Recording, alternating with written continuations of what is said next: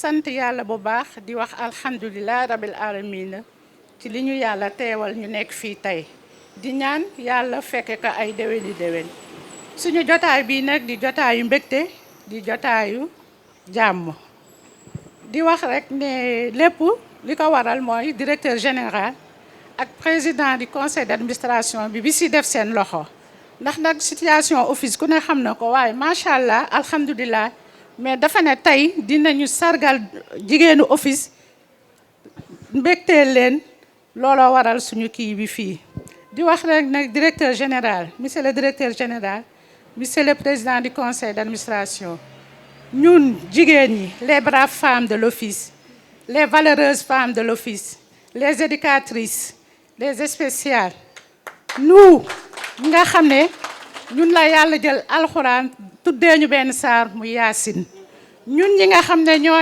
yàlla ñun la dekk magasin yi nga xam ne si la wàlli wi di génn si la président yi di dencu si la directeur généraux yi di génn si la ministre yi génn ñun ñoo lay sargal di la gërëm di la sant ndax yombul macha allah ku gis baas bi ak taar bi nekk si jigéen ñi sa yéene la yow ak président du conseil d'administration ñi la ciy gërëm bu baax di la sant di naanal na kër gi di office yàlla na nga ci am lu kawe sa njort lépp luñ ci sumb loolu lépp loo fi sumb danañ ko ànd ak yow ndax jigéen ñi toog ay brave femmes lañu te ñu nangoo liggéey lañu il suffit que nga xëcc leen si liggéey danañ ko ànd ak yow ba mu jaax ñu ngi lay gërëm di ñaanal office yàlla teg ko ca kanam di gërëm nag ñii comme ni ko bi tey waxee fii awma fi ay collègues ay doom ay sœur ndax su ma duggee lu ma fiy dégg njóoba laañ jaaje assu bàjjan yumpaañ sama yaay loolu rek laa fiy dégg si kër gi kon duñu samay collègues samay doom lañu maa ngi leen gërëm bu baax di leen sant du ma pare nag te gërëmuma équipe bi nga xam ne vraiment ñoo organiser lii yëpp ñii dem si wuti tissu yi ñii wuti traiteurs yi bâche bi macha allah tubaarkalla yéen ñëpp gërëm nañ leen sant nañ leen di leen ñaanal jàmm. di wax sama mbégte di si bés bi ñu nekk tey parce que c'est une journée internationale de la femme. En venant aujourd'hui, en venant au bureau, j'ai croisé pas mal de femmes habillées qui certainement dañuy dem seen structure pour fêter bés bi. Donc su ma yegsee fii en tant que chef du personnel que je vois que aussi les femmes de l'office ñoom tamit ñu ngi suivre la même logique je ne peux que m'en réjouir parce que loolu day wane ne ONFP tamit kenn demul ñu des et loolu c'est très important. DG dama lay remercier yaak le PCA parce que c'était pas évident au début. Madame Diop l'a dit, en un si laps de temps, vous avez réussi à organiser cet événement qui n'était pas au début évident. Mais quand même, avec ndimbalu yàlla ak sa volonté, ak volonté PCA, vous avez réussi ak comité bi nga xamante ni ñoom ñoo doon liggéey autour ba taxawal lii. Donc loolu au nom du personnel dama la si remercier bu baax di la wax ne tout le personnel est derrière vous pour accompagner la ci yeneen action yu mel nii parce que lu ñuy wax social dafa important trop ci mbirum entreprise parce que même vous les politiciens de manière générale li ngeen di gën a miser mooy le social donc et cela aussi est valable dans le milieu professionnel boo jiitalee social je pense que lu bëri looy am comme volonté mën nga ko ou bien comme objectif mën nga ko atteindre et ça je pense que vous l'avez très tôt compris depuis ba nga ñëwee ba léegi sa tànk fi nga ko teg mooy fexe ba socialement ONFP agent yi mën a nekk ci conditions yi nga xamante ni c'est les conditions optimales de travail et ça vraiment ñu ngi la ci remercier bu baax di la gën a ñaax ne looy def benn rek tey bu subaa nga yokk ko parce que vous avez un personnel très déterminé ay liggéeykat kii wax na ko léegi bi tey ONFP boo jëlee personne kii bi direction yu ci bëri tey ay jigéen ñoo leen jiite pour vous dire que la dimension genre est très bien prise en compte dans le recrutement du personnel de l'office. Et c'est pas des femmes qu'on a pris comme ça, mais c'est des femmes qui sont très compétentes à chaque fois dañ koy wane fépp fu ñu leen yóbbu fu ONFP war a teew dinañ fa teewal ONFP comme ni mu waree. Et loolu aussi moom tamit je profite de l'occasion pour les féliciter di la wax ne jigéen vraiment ñooñu jur de te ñoom vraiment kër ga ñu ngi fay def lu ñu fa war a defee mais tamit desuñu tamit ginnaaw ci lépp lu jëm loo xamante ni lu war a développer pays bi la. seen loxo ngi ci biir entreprise boo dem même dans les ateliers aujourd'hui boo fa demee tey jigéen ñaa nga fa di liggéey. bu yàggul dara terre bi son excellence monsieur le président de la république inauguré bu yàggul wane nañ fi benn jigéen boo xamante ni mooy dawal terre bi pour le dire que jigéen tey jii fépp fu ñuy fekk góor mu fay def ay résultats boo gesoo gis jigéen ci wet gi muy def ay résultats sinon plus même. Et ça aussi dañ ci sant yàlla di leen gën a ñaax et di ñaan aussi ces genres d'action là mu nekk loo xamante ni dañ koy pérenniser. Nous devons nous inscrire dans une logique de pérennisation de ces genres d'activités. C'est important. Parce que l'INI, dafa rafet, encore une fois, dafa rafet.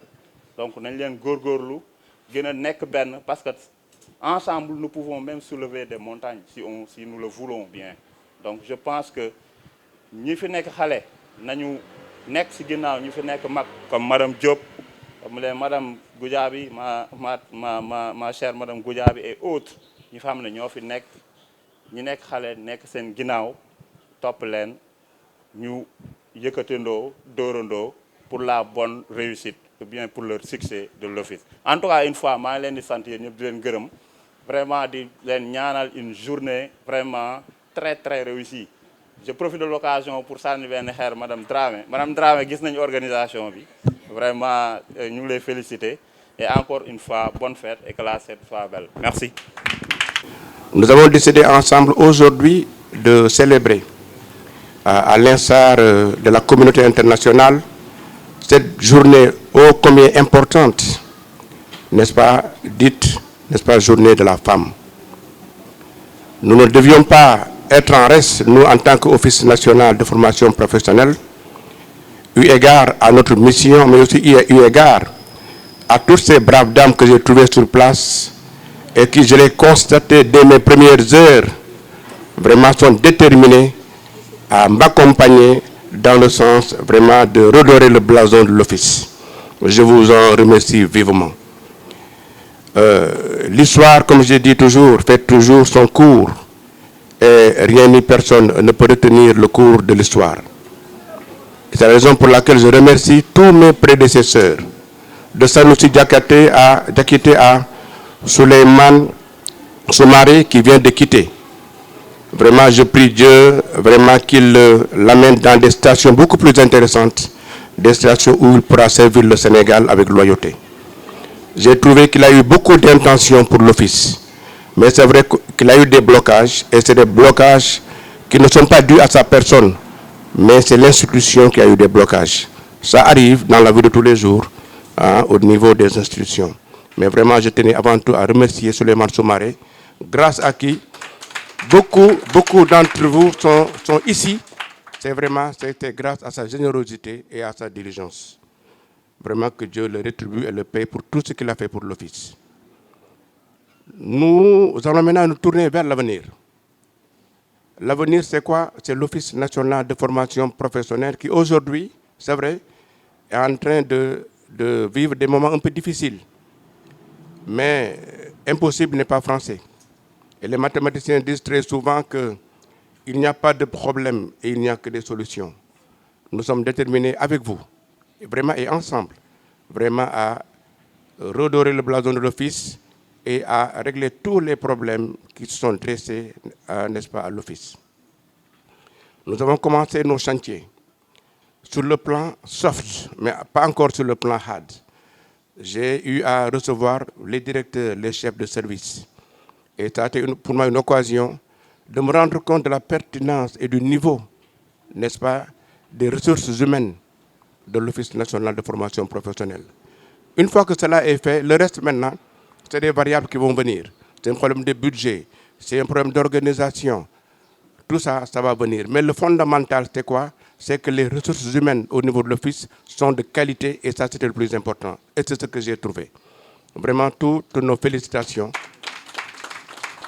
Et ça, je le dis, je ne le dis pas parce que nous sommes le 8 mars, hein, je le dis parce que c'est ce que j'ai constaté dès mes premières heures.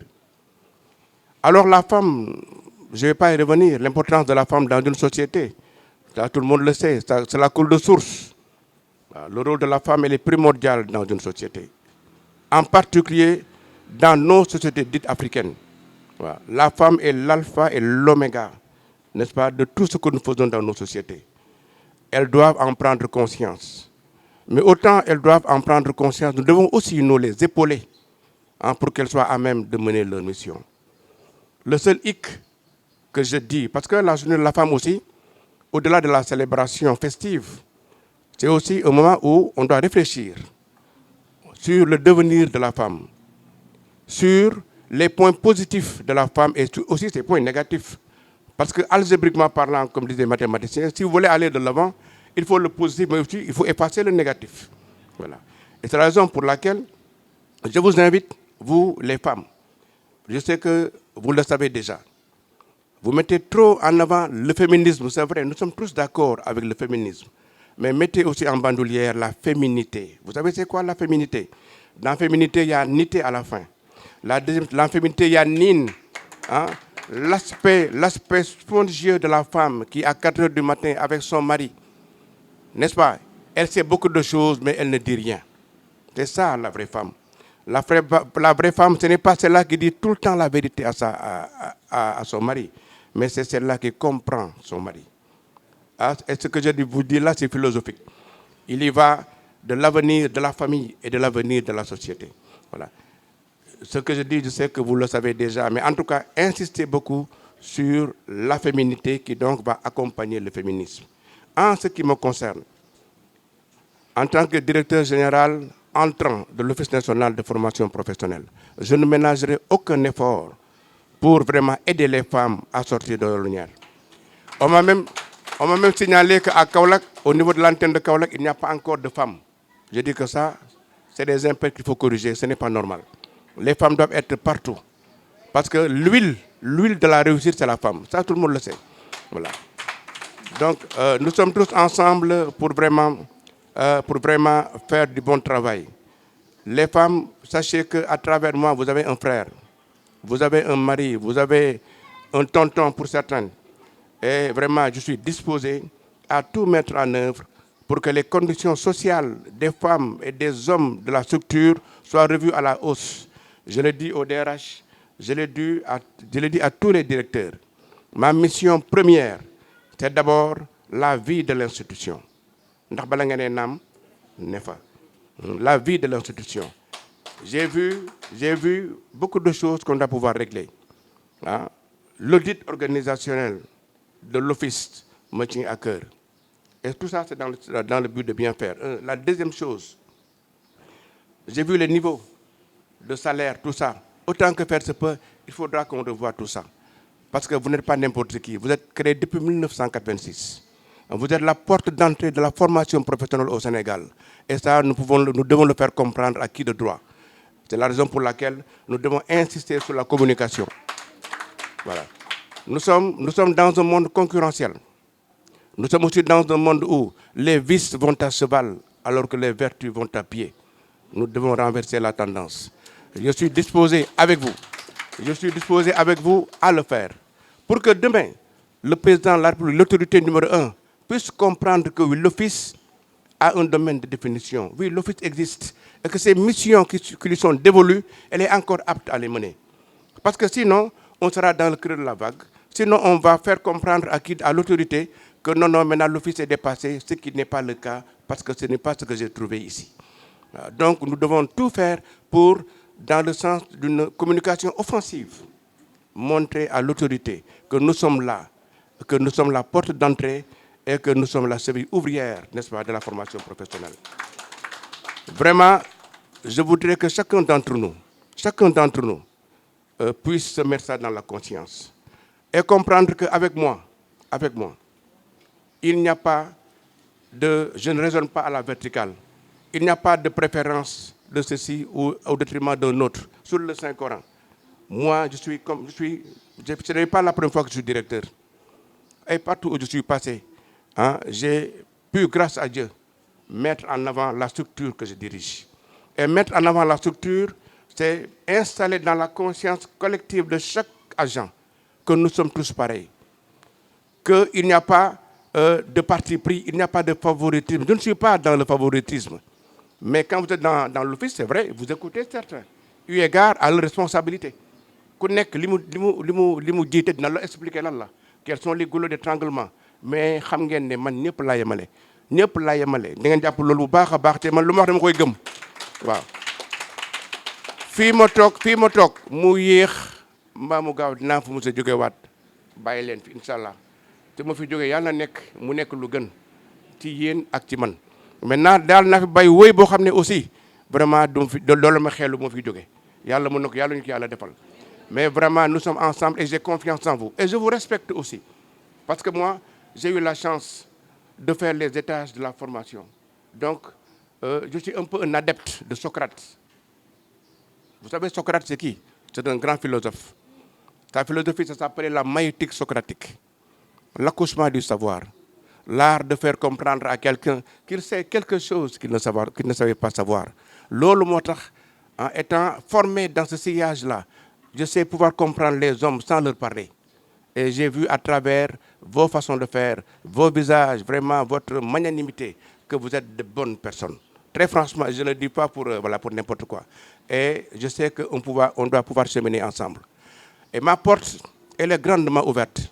Je l'ai dit à Madame Dramé, dès mes premières heures. Dès que je suis agent de l'office, si je vois le directeur général, il n'y a pas d'audience.